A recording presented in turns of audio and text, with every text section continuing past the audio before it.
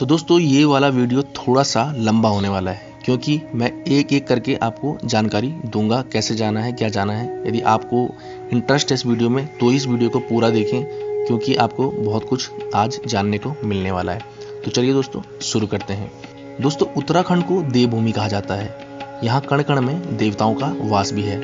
चार धाम के अलावा पंच केदार, पंचबदरी, पंच प्रयाग ही नहीं बल्कि सैकड़ों देव स्थान है, जहाँ पहुँचने के लिए मीलों लंबा सफर तय करना पड़ता है। दोस्तों सीमांत जिले चमोली गढ़वाल में एक ऐसी ही घाटी है जहाँ मान्यता है देवासुर संग्राम के समय के हथियार आज भी मौजूद है। चमोली गढ़वाल के उर्गम घाटी क्षेत्र के लोग हर साल यहाँ पूजा अर्चना के लिए जाते हैं। चमोली जिले में स्थित नंदी कुंड एक ऐसी ही रहस्यमयी और अनोखी यात्रा है जो कई पौराणिक कथाओं से भरी है और इस सफर में स्वर्ग की अनुभूति होती है। दोस्तों किंवदंती है कि नंदी कुंड में मां काली ने रक्त बीज का वध किया था और आज भी वो हथियार हिमालय के इस दुर्गम कुंड के पास रखे हुए हैं। तो दोस्तों इस ट्रैक को करने के लिए सबसे पहले आपको उत्तराखंड के चमोली जिले में पहुंचना होगा।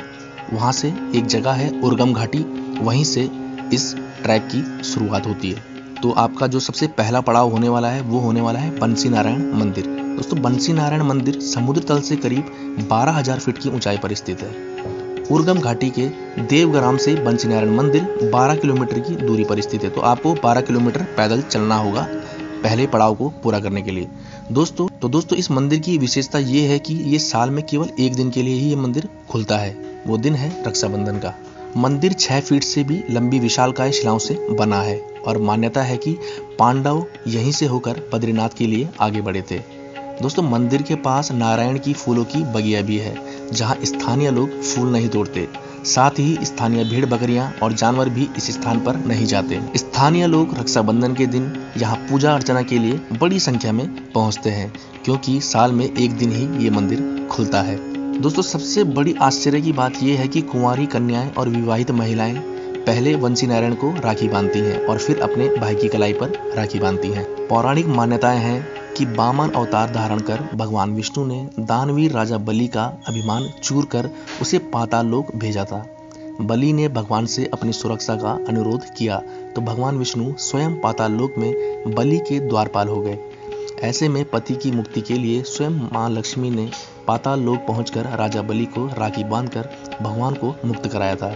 लोक मान्यताएं हैं कि तभी से भगवान विष्णु इस स्थान पर प्रकट हैं।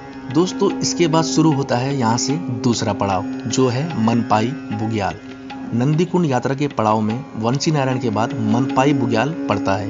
यकीन मानिए बंसी नारायण के बाद तो आप जैसे स्वर्ग में चल रहे हो। हरी चादर ओढ़े रंग बिरंगे फूलों की खुशबू मदहोश कर देती है। बंसी नारायण के बाद करीब 4 किलोमीटर का सफर बेहद आरामदायक है, जो करीब 13,000 फीट की ऊंचाई तक पहुंचाता है। दोस्तों अब ढलान का करीब 2 किलोमीटर सफर तय करने के बाद गोदला खर्क स्थान पड़ता है। गोदला खर्क से मनपाई बुग्याल की पहली झलक दिखती है, जो मनमोहक अतुलनीय सौंदर्य से परिपूर्ण है। मनपाई बुग्याल से आपको एहसास होगा कि सूरज की किरणें नंदा देवी और त्रिशूल पर्वत को अपनी लालिमा से जगमगा रही है। मनपाई बुग्याल उत्तराखंड के सुंदरम बुग्यालों में से एक है। दोस्तों ये बुग्याल इतना खूबसूरत है कि बस इसे देखने का ही मन करता है। बुग्याल काफी बड़ा है। यहाँ पर जगह जगह पर जलधाराएं आपको देखने को मिलेंगी।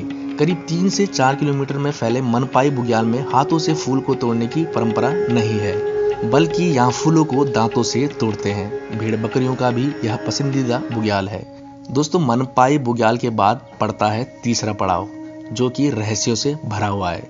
मनपाई बुग्याल से करीब 2.5 किलोमीटर की चढ़ाई के बाद घुड़सांगरी टॉप पर, जहां से पूरी घाटी के दोनों ओर का अद्भुत नजारा दिखाई देता है। घुड़सांगरी से सामने पंच केदार में से एक चतुर्थ केदार रुद्रनाथ दिखाई पड़ता है।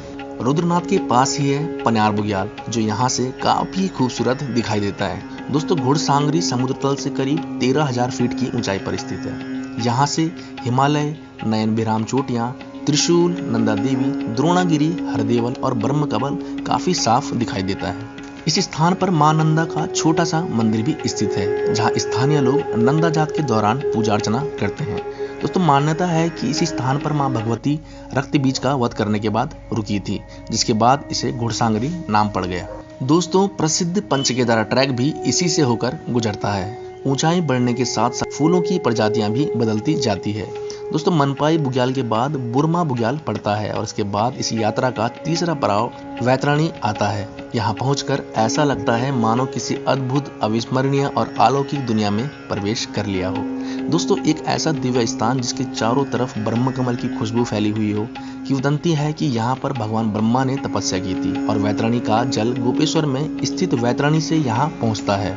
वैतरणी समुद्र तल से करीब 14,500 फीट की ऊंचाई पर स्थित है। वैतरणी एक कुंड के रूप में पूजनीय है, जिसके एक छोर पर स्थानीय लोगों ने पत्थरों से मंदिर निर्मित किया है। स्थानीय लोग इस स्थान को काफी पवित्र मानते हैं। दोस्तों कहते हैं कि जूठे बर्तन इस कुंड में नहीं धोए जाते।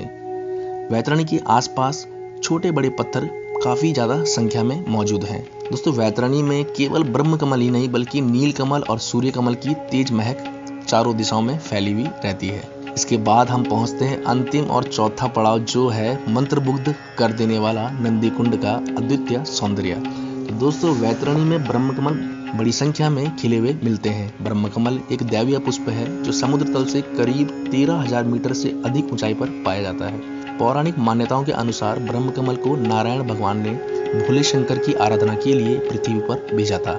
इसकी खुशबू इतनी तेज होती है कि आप बेहोश भी हो सकते हैं। दोस्तों वैतरणी से ग्लेशियर के मोरेन यानी पत्थरों पर चलकर आगे बढ़ना होता है। उच्च हिमालयी क्षेत्रों में चलते हुए एक नई ऊर्जा का संचार आपके शरीर में हो जाएगा। नंदी कुंड ट्रैक भी नंदाराज यात्रा का मुख्य मार्ग, जिसमें हेमकुंड तक यात्रा होती है, ये भी उसी तरह की होती है। दोस्तों नंदी कुंड से जैसे ही आगे जाने पर फेन कमल पुष्प दिखाई पड़ता है, जो गुलाबी और बैंगनी जाल के बीच सफेद रेशों में लिपटा एक दैवीय पुष्प है और ब्रह्म कमल से भी अधिक ऊंचाई पर यह पाया जाता है। सूर्य कमल पुष्प भी इस ट्रैक पर जगह जगह दिखाई देता है, बिल्कुल सूरजमुखी फूल जैसा, लेकिन बिल्कुल छोटा, और नील कमल भी यहाँ दिखाई देता है। दोस्तों भारत में ब्रह्म कमल की कई प्रजातियां पाई जाती हैं। वैतरणी से करीब 2.5 किलोमीटर की चढ़ाई को पूरा करने के बाद इस ट्रैक का सबसे मुश्किल और खतरनाक दर्रा धिया विनायक है, जो करीब 17,500 फीट की ऊंचाई पर स्थित है।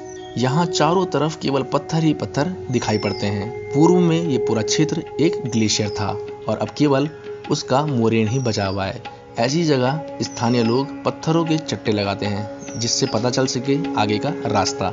दोस्तों यहाँ से करीब 3 किलोमीटर की दूरी तय करने के बाद स्थित है नंदी कुंड। नंदी कुंड पहुंचकर आपको भी एहसास होगा कि जैसे जन्नत में पहुंच गए हो। अविश्वसनीय उच्च हिमालय में एक दुर्लभ कुंड। नंदी कुंड के चारों ओर ब्रह्म कमल, फेन कमल, सूर्य कमल और अनेक जड़ी बूटियों की खुशबू आपको मदहोश कर सकती है। दोस्तों पौराणिक मान्यता है कि इस कुंड में सती नाग रहता था। एक बार मां नंदा देवी यहाँ से गुजर रही थी तो उन्हें यह कुंड बेहद प्रिय लगा। सती नाग से कुंड लेने के लिए मां पार्वती ने छोटी कन्या का रूप धारण कर लिया। धनिया ढूंढ में जैसे ही छोटी कन्या ने धनिया तोड़ा तो उसकी खुशबू सतीनाग को लग गई। सतीनाग उस स्थान पर पहुंचा और क्रोधित होते हुए नन्ही बालिका को डसने ही वाला था कि बालिका बोल पड़ी, मामा ये जगह मुझे काफी पसंद है। मामा शब्द सुनकर सतीनाग का गुस्सा शांत हुआ और सतीनाग ने ये कुंड मां पार्वती के लिए छोड़ दिया। दोस्तों एक दूसरी किंवदंती है कि नंदी कुंड वो स्थान है जहां मां काली ने इस स्थान पर रक्त बीज का वध किया था। कुंड के किनारे एक छोटा सा मंदिर भी है, जहां पर करीब 2 दर्जन प्राचीन हथियार रखे हुए हैं, जिसमें तलवारें, खड़ग हैं। मान्यता है कि ये प्राचीन हथियार उसी देवासुर संग्राम के हैं। नंदी कुंड स्थानीय उर्गम घाटी के गांव के साथ ही कलगोट, डुमक की आराध्या देवी हैं और जब बड़ी जात का आयोजन होता है तो इसी स्थान पर छतोलियों के साथ स्थानीय ग्रामीण पहुंचते हैं। लेकिन नंदा जात के विपरीत यहाँ मां नंदा को छोड़ने के बजाय लाने के लिए जाते हैं। दोस्तों नंदी कुंड में ब्रह्म कमल को नंदा अष्टमी के बाद ही स्थानीय लोग तोड़ते हैं। इसके पीछे पूर्वजों की पर्यावरण संरक्षण का संदेश रहा होगा, क्योंकि नंदा अष्टमी के बाद ही ब्रह्म कमल में बीज बनने लगते हैं। दोस्तों नंदी कुंड केवल रहस्यमयी ही नहीं, आध्यात्मिक स्थल भी है। उर्गम घाटी के देवग्राम से करीब 60 किलोमीटर का पैदल सफर तय कर नंदी कुंड पहुंचा जाता है। यहाँ पहुंचकर आपको भी एहसास होगा कि वाकई में ये एक जादुई कुंड है, जहाँ भक्ति के साथ ही शक्ति का भी एहसास होता है। तो दोस्तों ये थी नंदी कुंड के बारे में कुछ अहम जानकारी। उम्मीद करूंगा आप लोगों को मेरी ये पेशकश, मेरी ये वीडियो पसंद आई होगी। वीडियो पसंद आती है तो वीडियो को लाइक करें, ज़्यादा से ज़्यादा शेयर करें और कमेंट में बताएं आपको वीडियो कैसा लगा हो। तो मिलते हैं आपको किसी और वीडियो में, तब तक के लिए टाटा बाय बाय। जय हिंद, जय भारत, जय उत्तराखंड।